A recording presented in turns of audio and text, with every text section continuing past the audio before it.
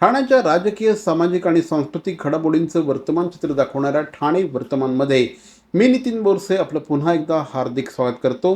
सादर करीत आहोत आजच्या ठळक बातम्या. राज ठाकरे आणि उद्धव ठाकरे यांची आज अखेर युती जाहीर करण्यात आली. आज मुंबईमध्ये घेण्यात आलेल्या पत्रकार परिषदेमध्ये ही युती जाहीर करण्यात आली. सध्या महाराष्ट्रामध्ये खूप चोरांच्या टोळ्या सध्या फिरतायत. त्यामुळे आत्ता कोण कुठल्या जागा लढणार, कोण किती जागा लढणार हे आम्ही काहीही सांगणार नसल्याचं यावेळेस राज ठाकरे आणि उद्धव ठाकरे यांनी सांगितलं. बटेंगे तो कटेंगे. तसंच मी मराठी माणसाला सांगतोय की आता जर का चुकाल तर संपाल, आता जर का फुटाल तर पूर्णपणे संपून जाल. म्हणून परत एकदा तुटू नका, फुटू नका आणि मराठीचा वसा टाकू नका, हाच एक संदेश मी आमच्या आज दोघांच्या युतीच्या निमित्ताने संपूर्ण महाराष्ट्राला देतो आहे. ती शिवसेना आणि महाराष्ट्र नवनिर्माण सेनेची युती झाली हे आज आम्ही आपल्याला जाहीर करत आहोत. राज ठाकरे हे शिवसेनेतनं बाहेर पडले आणि त्यानंतर सातत्याने एक वर्ग हे दोनही भाऊ एकत्र यावेत यासाठी प्रयत्नशील होते. किंबहुना त्यांचं मनामध्ये सातत्याने हेच वाटत होतं की राज ठाकरे आणि उद्धव ठाकरे एकत्र यावेत. अखेर महेश मांजरेकर यांच्या एका मुलाखतीमध्ये राज ठाकरे यांनी उद्धव ठाकरे आणि राज ठाकरे एकत्र येणार असल्याचे संकेत दिले. त्यानंतर या दोन्ही भावांच्या गाठीभेटी सुरू झाली. वरळीमध्ये दोघांचा एकत्र मेळावा देखील झाला. मराठी माणसाच्या हितासाठी एक मोर्चा देखील निघाला आणि त्यानंतर हे दोघं भाऊ एकत्र येणार आणि महाराष्ट्र नवनिर्माण सेना आणि शिवसेना एकत्रितरित्या मुंबई महापालिकेच्या निवडणुकीला सामोरं जाणार हे स्पष्ट होऊ लागलं होतं. मात्र त्याची अधिकृतरित्या घोषणा झाली नव्हती. आज अखेर ही घोषणा झाली. आता राज ठाकरे यांची महाराष्ट्र नवनिर्माण सेना आणि उद्धव बाळासाहेब ठाकरे यांची शिवसेना, उद्धव बाळासाहेब ठाकरे हे दोनही पक्ष एकत्रितरित्या मुंबई महानगरपालिका, ठाणे महानगरपालिका, पुणे, नाशिक आणि महाराष्ट्रातल्या इतरही महानगरपालिकांच्या निवडणुकांना एकत्रितरित्या सामोरं जाणार आहेत हे जवळपास स्पष्ट झालं आहे. आता खरा प्रश्न आहे की गेल्या अनेक वर्षांपासून हे दोन भाऊ एकत्र यावेत यासाठी अनेकांनी अक्षरशः देव पाण्यात ठेवले होते. मात्र आता मुंबईकर यांच्या पाठीशी उभा राहणार का हा प्रश्न खऱ्या अर्थाने निर्माण झाला आहे. राज ठाकरे यांच्या महाराष्ट्र नवनिर्माण सेनेचे एकही नगरसेवक सध्या मुंबई महानगरपालिकेमध्ये नाही. दुसरीकडे शिवसेना, उद्धव बाळासाहेब ठाकरे पक्षाची ताकद देखील अतिशय क्षीण झाली आहे. रोज नवीन कार्यकर्ते शिंदे सेनेमध्ये प्रवेश करत आहेत. काही जण भारतीय जनता पार्टीमध्ये प्रवेश करत आहेत. अशा वेळेस उद्धव ठाकरे यांच्या शिवसेनेची ताकद ही क्षीण झाली आहे. असं जरी असलं तरी मनसेकडे एकही नगरसेवक नसला तरी मतदार मात्र महाराष्ट्र नवनिर्माण सेनेला मतदान करतात हे आकडेवारीवरून स्पष्ट होतं. दुसरीकडे मनसेचा एकही नगरसेवक मुंबई महानगरपालिकेत नसला तरी देखील कार्यकर्त्यांची मोठी फौज ही राज ठाकरे यांच्याकडे आहे. राज ठाकरे यांचा करिश्मा, कार्यकर्त्यांची फौज, उद्धव बाळासाहेब ठाकरे पक्षाचे पारंपरिक मतदार हे सगळे एकत्र येऊन शिंदे सेना आणि भारतीय जनता पार्टी यांना एकत्रितरित्या लढत देऊ शकेल का? पुन्हा एकदा मुंबई महानगरपालिकेवर शिवसेनेचा म्हणजे उद्धव बाळासाहेब ठाकरे गटाचा झेंडा फडकणार का? हा $multi-million प्रश्न आहे असं म्हटल्यास चुकीचं ठरणार नाही. नुकत्याच झालेल्या विधानसभेच्या निवडणुका, ज्याला आत्ता 1 वर्ष पूर्ण होत आहे, त्यानंतर झालेल्या जिल्हा परिषदेच्या निवडणुका, या दोनही निवडणुकांमध्ये भारतीय जनता पार्टी आणि शिंदे सेना यांनी आपापली ताकद राज्याला दाखवून दिलेली आहे. मात्र जिल्हा परिषदेच्या निवडणुका वेगळ्या असतात. आता खरी लढत आहे ती मुंबई महानगरपालिकेची. मुंबई महानगरपालिकेमध्ये उद्धव बाळासाहेब ठाकरे आणि राज ठाकरे एकत्र येऊन करिश्मा दाखवू शकतात का, हे बघणं अतिशय औत्सुक्याचं असणार आहे. किंबहुना या दोनही बंधूंसाठी ही निवडणूक अस्तित्वाची लढाई आहे असं म्हटल्यास चुकीचं ठरणार नाही. एकीकडे उद्धव बाळासाहेब ठाकरे आणि महाराष्ट्र नवनिर्माण सेना या दोनही पक्षांची युती झालेली असताना दुसरीकडे ठाणे शहरामध्ये मात्र अद्यापही महाविकास आघाडीची सगळ्यांची तोंड वेगवेगळ्या दिशेला असल्याचं चित्र बघायला मिळत आहे. निमित्त झालं आहे ते अभिजित पवार यांनी आपल्या निवडणुकीसाठी छापलेल्या एका पत्रकाचं. आज काँग्रेसचे अध्यक्ष श्री विक्रांत चव्हाण यांनी एक पत्रकार परिषद घेतली. या पत्रकार परिषदेमध्ये त्यांनी अभिजित पवार यांनी छापलेलं पत्रक प्रसिद्धी माध्यमांना दाखवलं.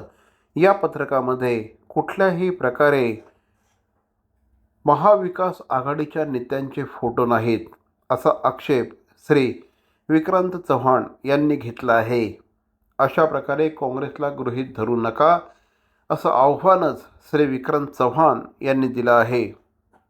जर अशा पद्धतीने अभिजित पवार आणि आमदार जितेंद्र आव्हाड वागणार असतील तर मुंब्र्यामध्ये आमचे देखील मतदार मोठ्या प्रमाणात आहेत आणि आम्हीही तिथे काहीही करू शकतो असं आव्हानच श्री विक्रांत चव्हाण यांनी दिलं आहे.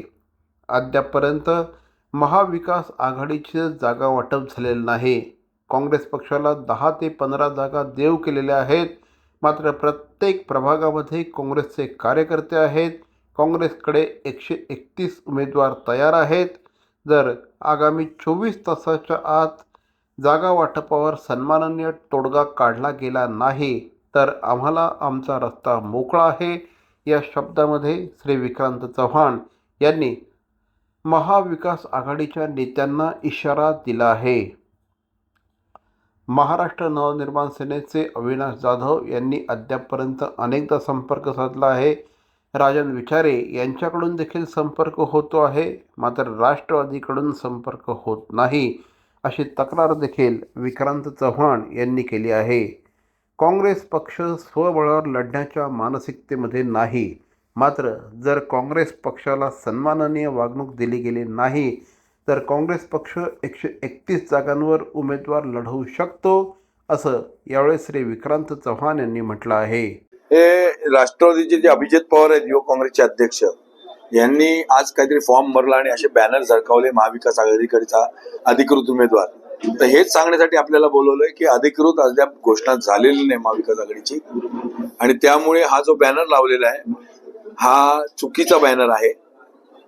असे बॅनर त्यांनी लावू नयेत राष्ट्रवादीने आणि त्याला अध्यक्ष राष्ट्रवादीचे आणि सौ ऋता आव्हाड उपस्थित होत्या. ही बाब चुकीची आहे. कोणाला काँग्रेसच्या कार्यकर्त्यांना विश्वासात न घेता अशा प्रकारे एकतर्फी जर निवडणुका हे केलेल्या असतील तर आम्हाला आमचा मार्ग मोकळा आहे हेच सांगण्यासाठी पत्रकार परिषद घेतली आहे. आम्ही 48 तास वाट बघणार आहोत. त्यांनी आम्हाला नीट या संदर्भात प्रस्ताव दिले नाही तर आम्ही आमचा निर्णय घेण्यास मोकळे आहोत. ठाणे महानगरपालिकेच्या निवडणुकीसाठी शिवसेनेच्या इच्छुकांची प्रचंड मोठी रामदियाळी आहे असं म्हटलं चुकीचं ठरणार नाही. या सगळ्या इच्छुकांच्या मुलाखती काल आनंद आश्रमामध्ये संपन्न झाल्या. खासदार श्री नरेश म्हस्के, माजी आमदार श्री रवींद्र फाटक, मीनाक्षी शिंदे आदी मान्यवरांनी या मुलाखती घेतल्या. ठाणे शहरामध्ये सर्वाधिक मागणी असलेला पक्ष म्हणजे शिंदे गट, कारण इथून निवडणूक लढल्यास निवडून येण्याची हमी आहे असं उमेदवारांचं म्हणणं आहे आणि त्यामुळे शिंदे गटाला प्रचंड मोठ्या प्रमाणात मागणी आहे. काल या सगळ्या इच्छुक उमेदवारांच्या मुलाखती घेण्यात आल्या. या मुलाखतीमध्ये त्यांनी केलेले राजकीय कार्य, त्याचप्रमाणे ते राबवत असलेल्या विविध प्रकारच्या योजना, शिवसेनेशी असलेली बांधिलकी आदी विषयांवर या मुलाखती घेण्यात आल्या. भवानी ज्वेलर्स ठाणे, पारंपरिक आणि आधुनिक दागिन्यांचा अप्रतिम संगम. प्रत्येक स्त्रीची पहिली पसंती भवानी ज्वेलर्स ठाणे. नक्की भेट द्या. ठाणे महानगरपालिकेचे मालमत्ता कर म्हणजेच प्रॉपर्टी टॅक्स भरण्याचे आवाहन. सन 2022-23 या आर्थिक वर्षाचे मालमत्ता कराचे म्हणजेच प्रॉपर्टी टॅक्सचे बिल ठाणेकर करदात्यांना महापालिकेमार्फत आर्थिक वर्षाच्या सुरुवातीस म्हणजेच माहे एप्रिल 2022 मध्ये देण्यात आलेले आहे. तथापि अद्यापही काही करदात्यांनी मालमत्ता कर महापालिकेकडे जमा केलेला नाही. सध्या आर्थिक वर्षाचा अंतिम टप्पा सुरू झाला आहे. मालमत्ता कर वसुलीसाठी महापालिकेतर्फे कडक कारवाई हाती घेण्यात आली आहे. या अंतर्गत जंगम मालमत्ता, टीव्ही, फ्रीज, वाहन व इतर जप्त करणे तसेच स्थावर मालमत्ता वॉरंट बजावून जप्त करण्यात येत असून मालमत्तेचा जाहीर विक्रीद्वारे लिलाव करून कराची रक्कम वसूल करण्यात येत आहे. मालमत्तेस पाणी पुरवठा करण्यात येणारे नळ संयोजन खंडित करण्यात येत आहेत. त्याचप्रमाणे थकीत मालमत्ता करावर 2% व्याज आकारले जात असल्याने भरावयाची रक्कम वाढत आहे. आपला मालमत्ता कर propertytax.thanecity.gov.in या लिंकद्वारे तसंच गुगल पे, फोन पे, पेटीएम याद्वारे ऑनलाईन पद्धतीने करण्याची सुविधा उपलब्ध करून दिली आहे. शनिवार, रविवार व सार्वजनिक सुट्टीच्या दिवशी नागरिकांना मालमत्ता कर भरणे सोयीचे व्हावे याकरता महापालिकेचे मालमत्ता कर संलग्न कार्यालय या दिवशी कार्यान्वित ठेवण्यात आलेले आहे. तरी मालमत्ता कर वसुलीची अप्रिय कारवाई टाळण्याच्या दृष्टिकोनातून मालमत्ता कर भरून महापालिकेस सहकार्य करावे. धन्यवाद. CP Goenka International School, nurturing talent at young age for scholastics, sports and performing arts in global perspective. Proud to have world toppers and country toppers in 10th standard Cambridge examinations. Ranked the best emerging school by the Times of India for personality over percentage. CP Goenka is the intelligent choice. ठाण्यात काँग्रेसचे निष्ठावंत आणि 2 वेळेस काँग्रेसचे आमदार असलेल्या कैलासवासी कांती कोळी यांचं संपूर्ण कुटुंब आता भाजपवासी झालं आहे. माजी नगरसेवक मंगेश कोळी आणि त्यांच्या पत्नी नीता कोळी यांनी काल आमदार संजय केळकर, आमदार निरंजन डावखरे, शहर जिल्हा अध्यक्ष संदीप लेले यांच्या उपस्थितीमध्ये भाजपचा झेंडा हाती घेतला. माजी आमदार स्वर्गीय कांती कोळी यांच्या कुटुंबातील जयेंद्र कोळी, त्यांची पत्नी नम्रता कोळी यांनी यापूर्वीच भाजपचं कमळ हाती घेतलं असून त्या महापालिकेत नगरसेविका देखील आहेत. परेश कोळी यांनी देखील भाजपमध्ये यापूर्वीच प्रवेश केला आहे. त्यामुळे आज माजी नगरसेवक मंगेश कोळी यांनी देखील भाजपमध्ये प्रवेश केला. 1988 साली स्थापन झालेल्या केरळीय पद्धतीने बांधकाम करण्यात आलेल्या अय्यप्पा मंदिरामध्ये सध्या मंडल पूजेचं आयोजन करण्यात आलं आहे. 19 डिसेंबर ते 29 डिसेंबर या कालावधीमध्ये सध्या या पूजेचं आयोजन करण्यात आलं आहे. दररोज या ठिकाणी 3 वेळेस अय्यप्पा स्वामींची पूजा केली जाते. अय्यप्पा स्वामींव्यतिरिक्त या ठिकाणी देवी, गणपती, सुब्रमण्यम, हनुमान, नवग्रह, नागदेवता या उपदेवता देखील आहे. मंडल पूजेनिमित्त सध्या मोठ्या प्रमाणामध्ये भाविक या ठिकाणी येत आहेत आणि देवाचं दर्शन घेत आहेत. या ठिकाणी 3 वेळेस भक्तांना अन्नदान केलं जात आहे. 29 डिसेंबर रोजी दुपारी महाप्रसाद दिला जाणार असल्याची माहिती देखील या निमित्ताने देण्यात आली आहे. मंदिराचा पवित्र ध्वज समारंभपूर्वक मोठ्या थाटामाटामध्ये फडकवणं, दररोज संध्याकाळी सांस्कृतिक कार्यक्रमांचं आयोजन आदी उपक्रम या ठिकाणी आयोजित करण्यात आले आहेत. विशेष प्रमुख पूजेमध्ये संध्याकाळी सर्पबलीचा समावेश आहे. 25 डिसेंबर रोजी संध्याकाळी श्री अय्यप्पा यांची भव्य मिरवणूक शिवमंदिर सावरकर नगर येथून काढण्यात येणार असल्याची माहिती देखील देण्यात आली आहे.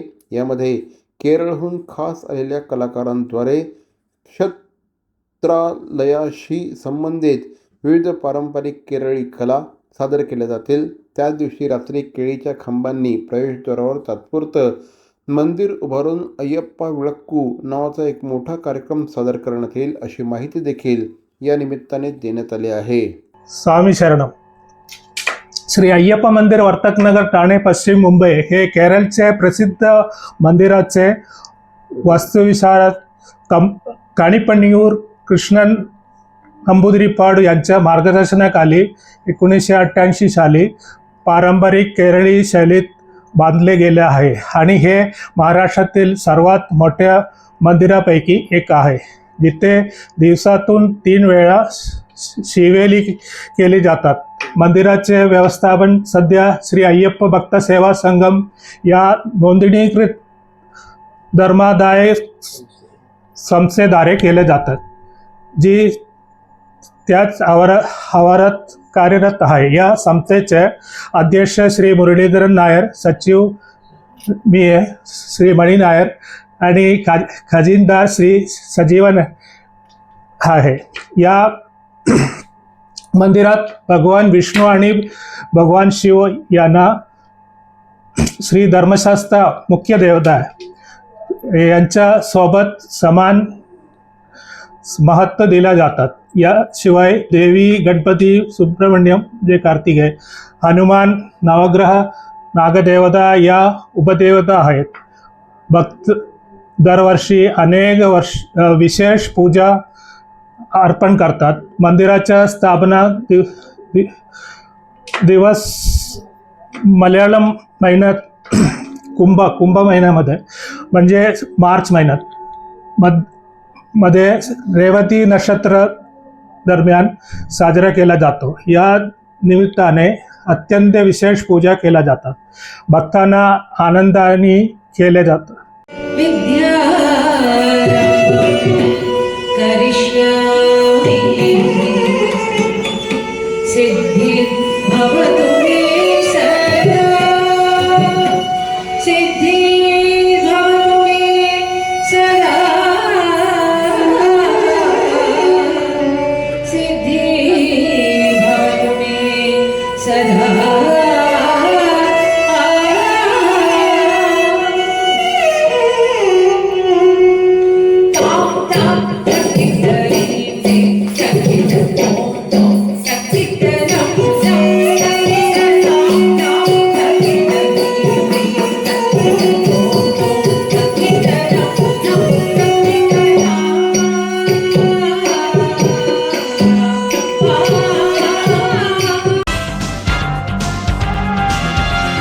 ठाणे महानगरपालिकेच्या निवडणुकांसाठी महायुतीचा फॉर्म्युला ठरला आहे. एकनाथ शिंदे आणि रवींद्र चव्हाण यांच्यामध्ये तब्बल 5 तास मॅरेथॉन चर्चा झालेली आहे आणि या चर्चेअंती आगामी 2 दिवसांच्या कालावधीमध्ये हा फॉर्म्युला जाहीर केला जाईल असं विश्वसनीय सूत्रांनी सांगितलं आहे. उपमुख्यमंत्री एकनाथ शिंदे यांच्या ठाणे येथील निवासस्थानी भाजपचे प्रदेशाध्यक्ष रवींद्र चव्हाण यांनी रात्री उशिरा भेट दिली. यावेळेस कल्याणचे खासदार डॉक्टर श्रीकांत शिंदे, खासदार नरेश म्हस्के, माजी खासदार राहुल शेवाळे हे देखील उपस्थित होते. एकनाथ शिंदे आणि रवींद्र चव्हाण यांच्या उपस्थितीत तब्बल 5 तास युतीच्या जागा वाटपाची चर्चा सुरू होती. MMR परिसरातील सर्वच महापालिकांमध्ये युती करण्याबाबत एकमत झाल्याचं यावेळेस सूत्रांनी सांगितलं आहे.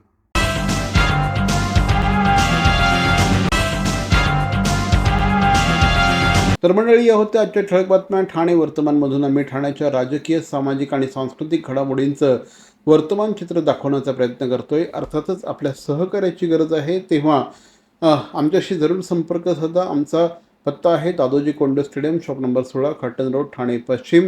दूरध्वनी क्रमांक 9820939420. तर मग पुन्हा भेटू उद्या याच वेळी याच ठिकाणी ठाणे वर्तमानमध्ये. तोपर्यंत धन्यवाद. जय हिंद, जय महाराष्ट्र.